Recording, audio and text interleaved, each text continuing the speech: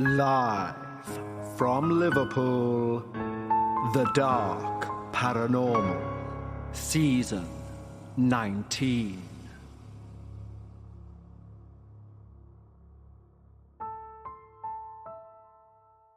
Hello everyone, and welcome back to The Dark Paranormal, Season 19, Episode 9. It's our penultimate episode of the season, and we've got literally one hell of an episode for you. A quick update on the missing episode for this season. I doubt we're going to get that released and cleared at all, sadly. However, on sheer happenstance, by going through some other emails, and indeed my spam folder, I did find something rather excellent that I'm hoping I can make something with, and after speaking with the individual, after only seeing it today, have something really special lined up for the week before the start of Season 20, and where we would normally play you an older episode of Dark Bites, instead have something that is kind of much more fitting considering we're entering our 20th season. Next week, of course, we have our finale for Season 19, and believe me when I say you do not want to miss that episode at all. But let's not overlook today's episode, because our penultimate experience for Season 19, it's not just another ghost story. It's a deeply affecting memoir of survival, grief, and that strange comfort that comes from knowing we're not alone in our suffering, both physically, mentally, and also spiritually, even if it takes decades to realise it. Now, I don't take praise very well at all. As I've said many a time, I'm just the reiterator of experiences sent to me. But one thing that always brings a smile to my lips is when somebody mentioned in their experience at the beginning that listening to the show has allowed them to give themselves the strength and power to submit what may have been something they've always and would have always kept to themselves. And my smile comes from the fact that it is you guys who are this self-perpetuating cycle of reinforcement of our belief systems. And that's something I never ever truly expected this show to become, and it has, and it blows my mind daily. So the biggest of thank yous to everyone who's listened, who submitted, who spread the word about the show and allowed this show to become what it has become.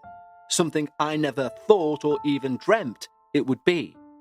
And whilst we're on thank yous, I need to of course thank our wonderful team over at Patreon that allow this show to keep running.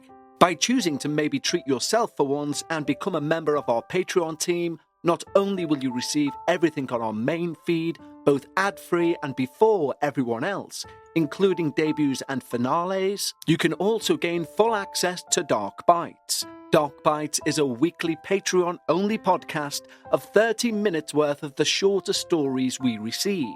And there is a full back catalogue of well over 100 hours of Dark Bites for you to sit and binge at your leisure. And I'm being serious when I say some of the best paranormal experiences we've ever covered have come direct from Dark Bites, and they've only been for Patreon ears, with the exception of maybe 2 hours out of that 100 that we've aired on the main feed. And to save the best till last, you get to join our wonderful community. And I know I say this each and every week, but to me, it still is something which I find almost miraculous. This self-sustaining, wonderful, positive, open-minded group of courteous, polite, paranormal enthusiasts, hopefully just like you. So if that sounds like you, head over to patreon.com/The Dark Paranormal. Just like the following wonderful new team members have: Algero, C, Mark Lakin, Jennifer Voss, Joe Shotek, ES, Callie, Jodie Moss, Shelley, Jennifer B, Travis Laffoon, Annie, Amy G, Laura Bright, Gemma Singer, Art419, Ruth Emmett, Claire P, Peter Stipe, Hawkins 530, and Emily. Thank you so much, guys. Genuinely, this week it's dawned on me that you guys are the petrol that allow the show to keep going, and as we've mentioned, it seems to help quite a lot of people. So sincerely, thank you. And if you'd like to become one of our wonderful team members, head over to patreon.com/The Dark Paranormal. But right now, for the penultimate time this season, lower the lights. Make yourself comfortable, and of course, leave your disbelief at the door, as we listen together to find out why the dead know you're listening. Dear Kevin, hello from a fellow Kevin in Colorado Springs. I'm a big fan of the podcast, and I've toyed with the idea of sharing this story for some time. I wasn't sure how it would fit into the pantheon of stories I've come to love, but I'm sharing it anyway. The following story is true. It happened to my family, but it's not the only dark experience that's happened to my family. The most terrifying part of this story isn't the haunting, nor the paranormal. It's the helplessness that you feel when you're from a family in trauma, when your father is out of control with his alcoholism and drug abuse, and your mum is just surviving the best she can, and the kids, well, they're hanging on for dear life. That's under normal circumstances. Add to that the terror that we walked into, and you have a perfect prescription for, well, the scariest thing in my life. It was 1978, and we were moving. We'd just come from a house in Woodbine, Maryland. The house had exploded because of my father. He had made a decision to turn the gas on, but not pay the bill or the deposit. We lived this way a lot growing up, between poverty, alcoholism, trauma, and bad choices. We were usually at the receiving end of some pretty bad things. And this was going to be no different, as he turned the gas on out in the yard with an instrument of his own making, because he didn't have the right tool from the gas company. He'd sort of precluded the opportunity for the gas company to inspect the lines, to make sure there was nothing like a leak that could possibly be present. So, he turned the gas on. There was a leak, a misfitting along the gas line, near where the gas line met the furnace. So, the furnace, the basement, was filling up with gas all day long. So that evening, when it was getting chilly in the fall, and my sisters and brothers were all in different parts of the house, my father decided to turn the furnace on, to warm the house with the stolen gas he'd appropriated. My 7th grade young sister had just gotten out of the bathtub and was in a towel. Her skin was wet. She was standing beside my father at the top of the basement stairs when he flipped a switch that was meant to turn on the furnace. Instead of turning on the furnace, it ignited the gas that filled the basement, and a flame flew up the stairs, knocking my father and sister against the wall behind them. That explosion was so loud our ears were all ringing. My father came running through the house. I didn't know what happened, but the ceiling was falling down in the back bedroom. He came through the doorway and said, "Get out, kids." His shirt was on fire. I laughed because it was the craziest thing. But when you see your father and you hear him scream, and you know he's not dead, but's on fire, it was like a cartoon or something. It was an instinctive laugh. We all ran outside, tried to gather up around the car about 20 to 25 feet from the house. The house wasn't on fire. The explosion was that large it put the fire out as quickly as it started. My sister was stood beside me in the chilly darkness. None of us having coats on, her still wearing a towel. She said, "Kevin, hold me." Now that was a strange request. She's a 7th grader, I'm an 8th grader. She has very little to do with me at this time in her life. And to say, "Hold me," at that age seemed strange. But what with everything going on, I attempted to put my arms around her and pick her up. And when I did, the skin came off of her arms. It took my brain a moment to realize. She full-on faced this explosion, and she'd been badly burned. I noticed her hair was burnt off. I said, "You're hurt." I think in less than 10 minutes, a helicopter landed and everything became a blur, and my sister was took to the Baltimore burn unit. My father had burns too, but not life-threatening, so he got an ambulance. And they took him to the same hospital, but it was months of recovery, months of skin grafts, months of plastic surgery, living in a slum apartment in New Windsor, Maryland. My father would stay home and just be depressed, probably because he knew that his drinking and decision-making had worked together to damage his daughter to such an extent. And finally, my father arranged to get us a house. And by house, I mean an apartment. In New Windsor, Maryland, in a slum apartment. It was a very bad neighborhood, a violent and dangerous neighborhood. And we lived there. We lived there for the hardest winter of my life. My mum being at the hospital with my sister, and my dad staying at home, just feeling guilt and drinking himself into oblivion. The only things in the refrigerator were beer and mayonnaise. At some point in that spring, my sister came home from hospital still wearing these special things on her legs to try and limit the amount of sun that would get to the scar tissue and turn it purple. She had 30-degree burns on 75% of her body. She's doing okay now, but this was a very rough time for everyone. Living with Dad in that apartment without Mum was very dark. But by that spring, we'd looked our way into a house in Brushtown, Pennsylvania, a farmhouse, an old house built in the late 1700s.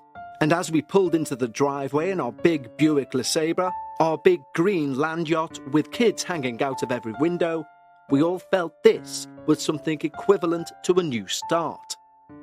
The owners of the house had lived there since the 1700s, but had recently moved after building a house right next door. It was a newer ranch-style house, but it was really important to them that a family lived in their original home. And to kids like us, to have things like a giant barn behind your house was just amazing. A little bit overwhelming. The barn was a 2-story affair and was giant. It was built the same time as the house.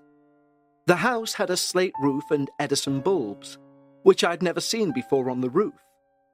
These are metal spears with glass bulbs on. They're designed to attract lightning, so that the lightning would strike those and take the lightning down to the foundation in the ground, therefore keeping the house from catching alight. Everything about this house was strange. It was connected to a thing called a summer kitchen, which is a small version of the house behind the house with a great big fireplace. A swing-out wrought iron arm that would help hold pots and pans as they cooked. The idea was to keep the heat out of the house. So cooking in the summer, for example, if you have a summer kitchen, the heat can permeate outwards as opposed to inwards on an already hot day. There was enough room in the summer kitchen to cook in the fireplace and then to feed people in a larger room that I think had tongue-and-groove dark-stained wood. It was an amazing thing.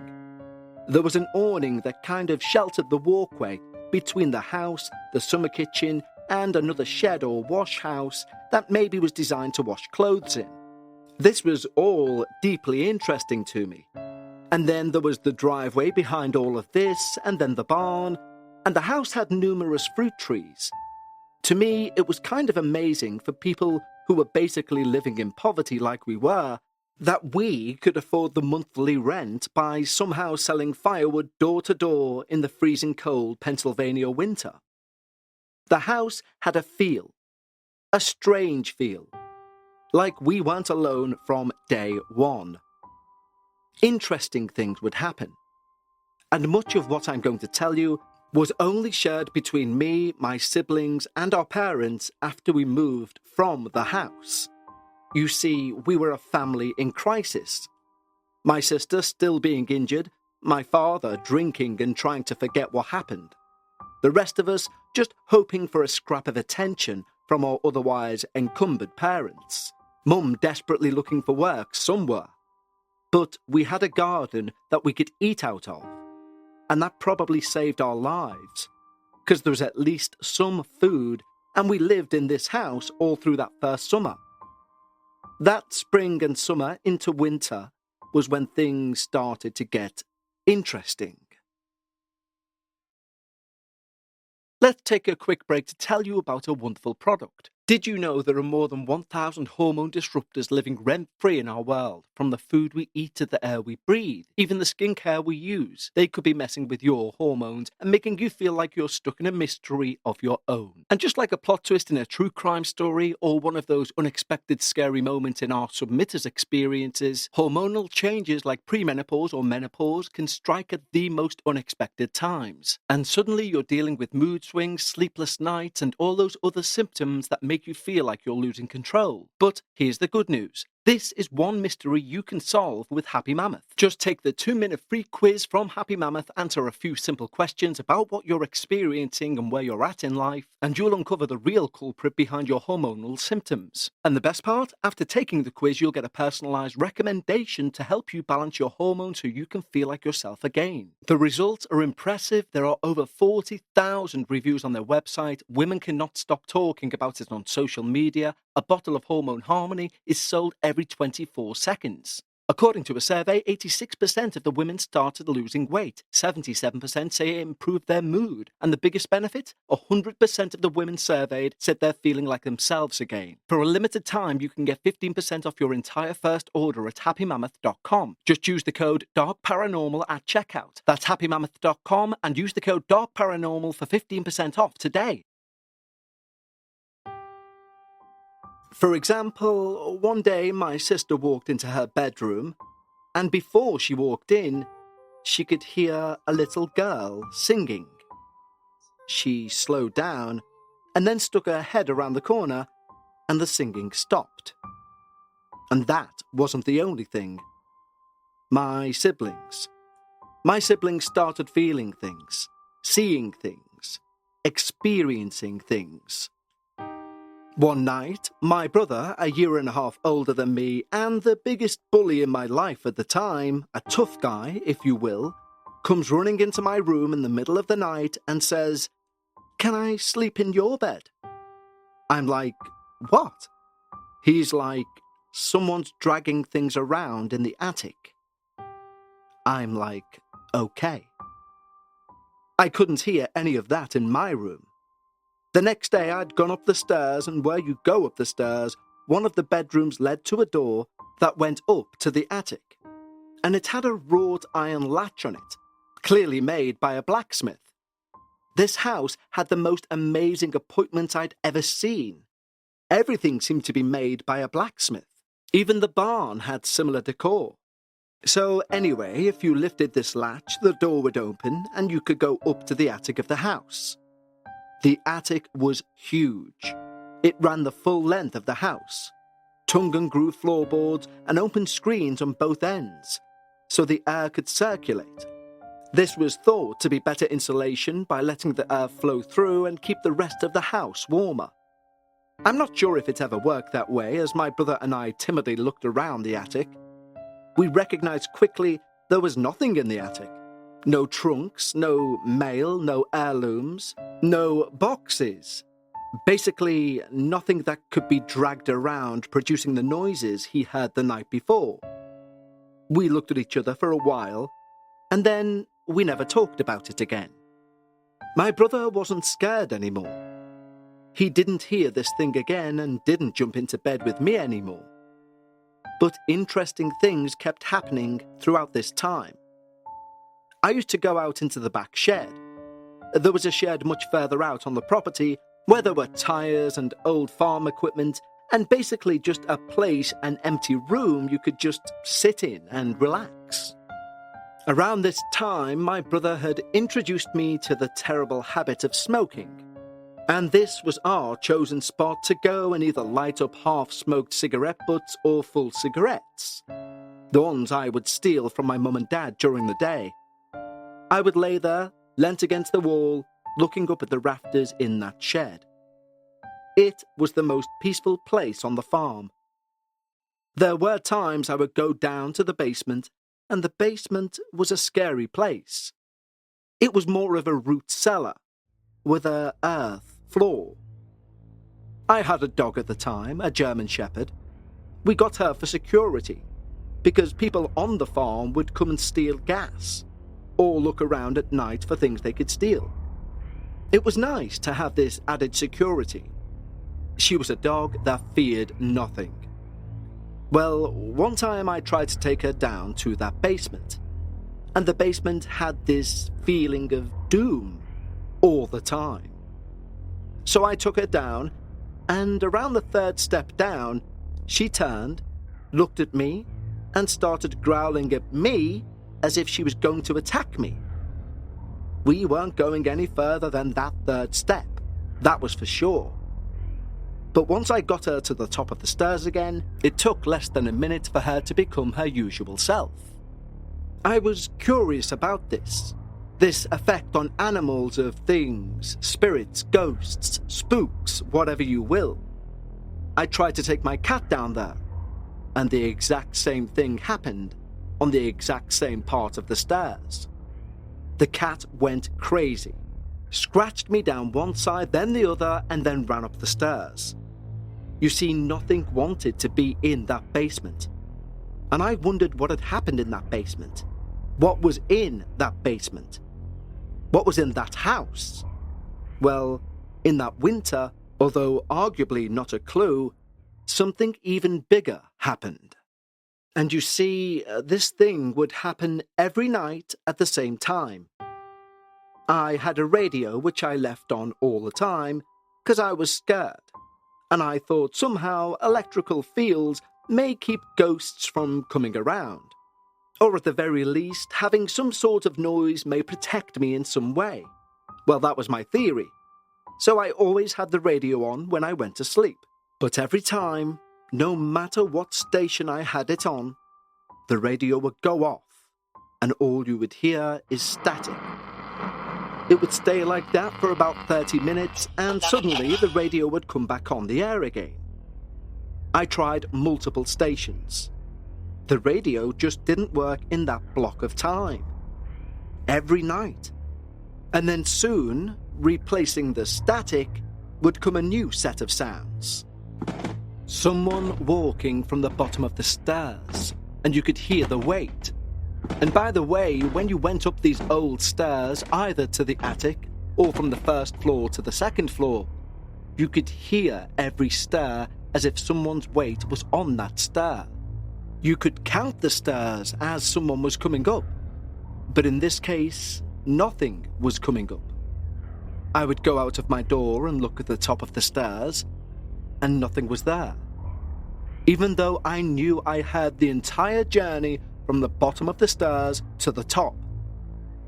After the sound of the stairs, I would then hear the sounds of the old floorboards. Anyone that's lived in an old house, when you've got old pine tongue and groove floorboards, will know the creak. They creak in an unmistakable way. And they would creak in to my brother's room, then into my sister's room. Now these 4 rooms are on the second floor, but they weren't big. But they did take up the whole of the second floor, combined with the landing of the stairs.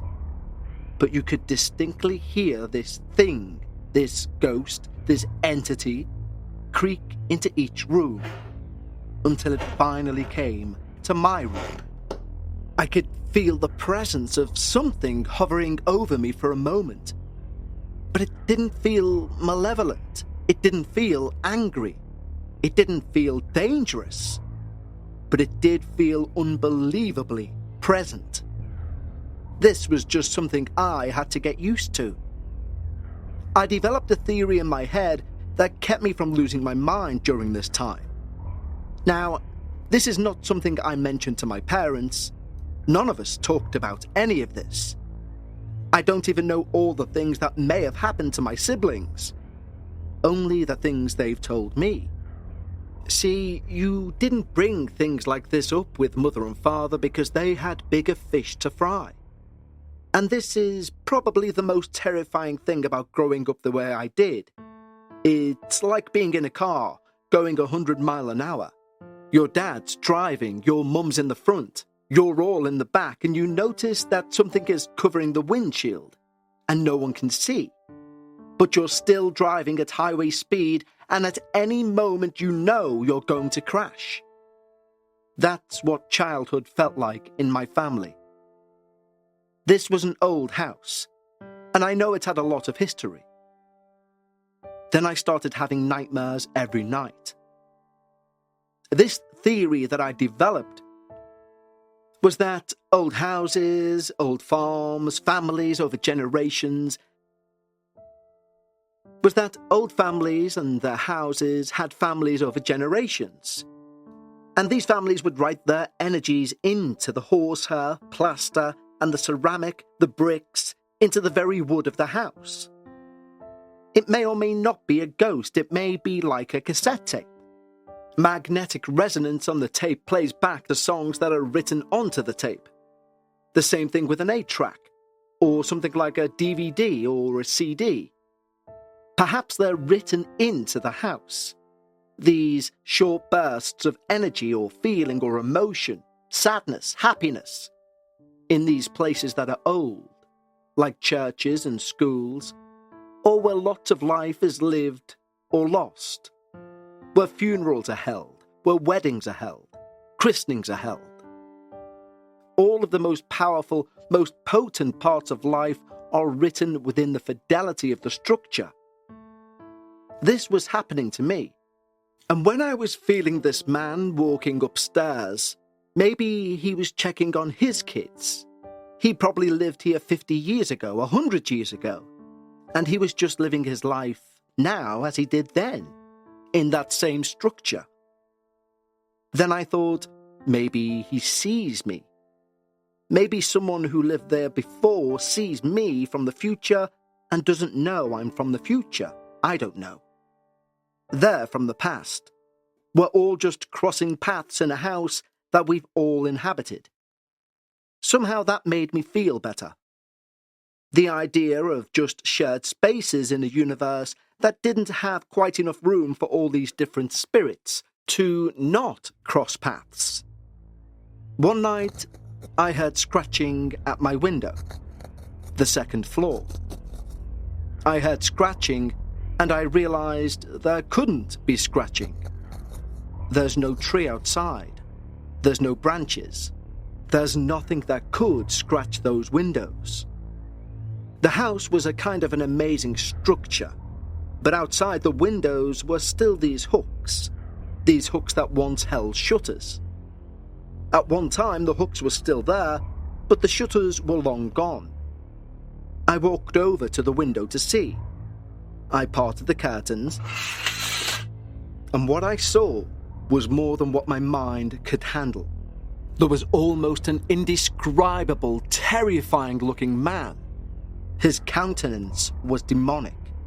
He was pale. He looked like something out of an old novel about the 1700s, about colonial America. He had a frock coat on and a vest with a white shirt over it.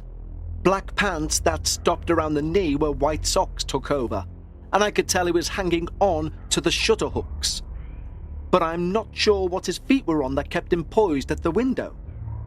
He just had this look, this chilling look, and I could hear in my head the sound that he made.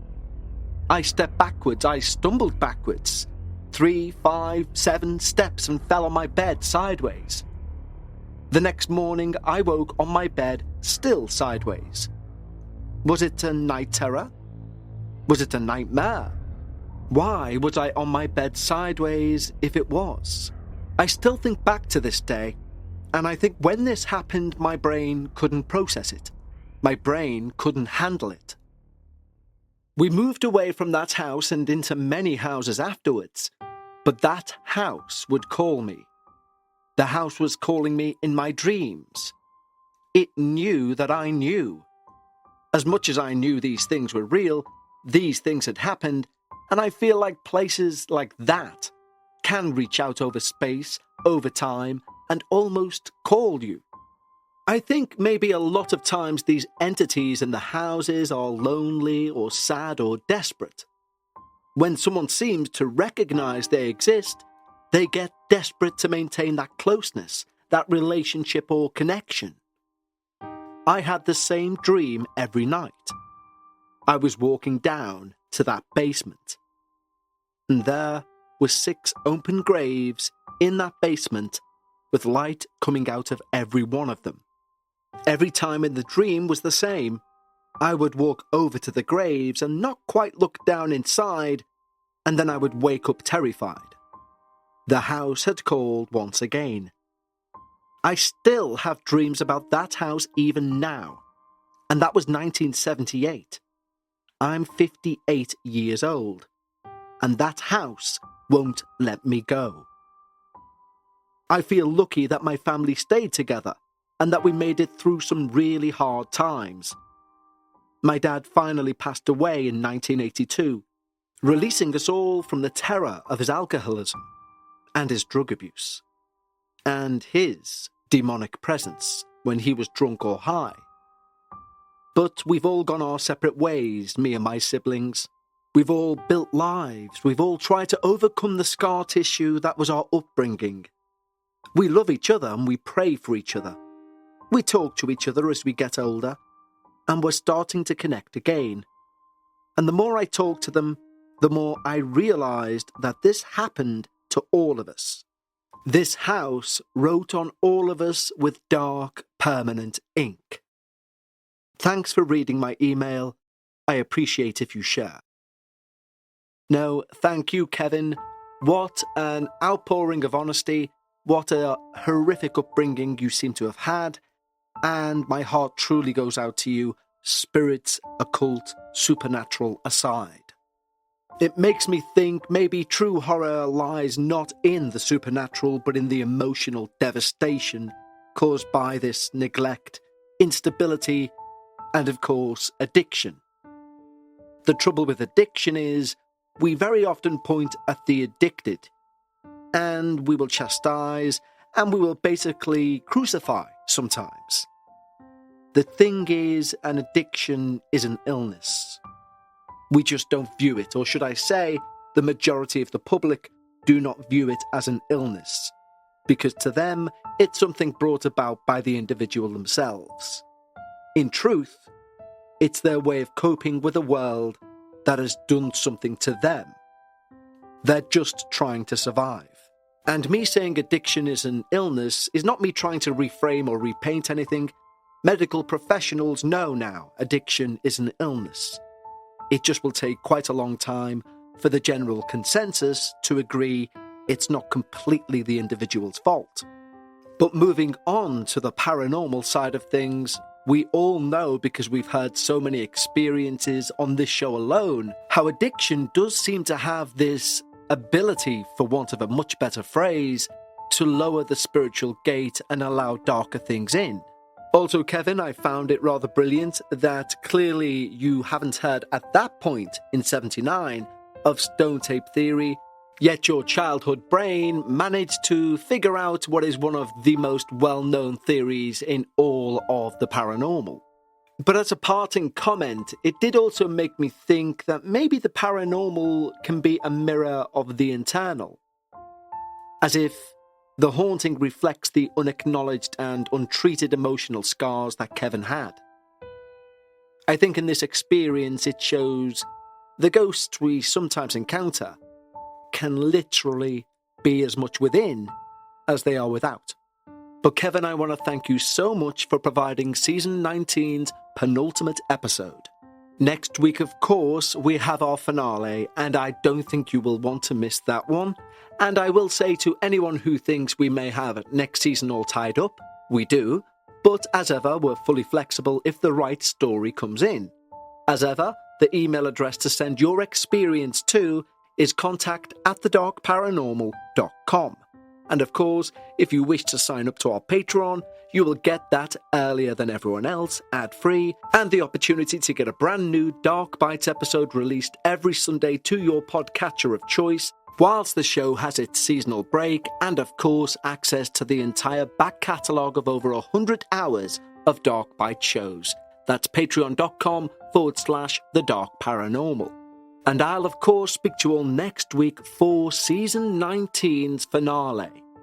And that will then lead us into our 20th anniversary from a seasonal perspective and some great changes ahead. So, until then, remember, whenever you're discussing the paranormal, always try and leave some of your disbelief at the door. And I'll see you next time, right here for the finale of Season 19 of The Dark Paranormal.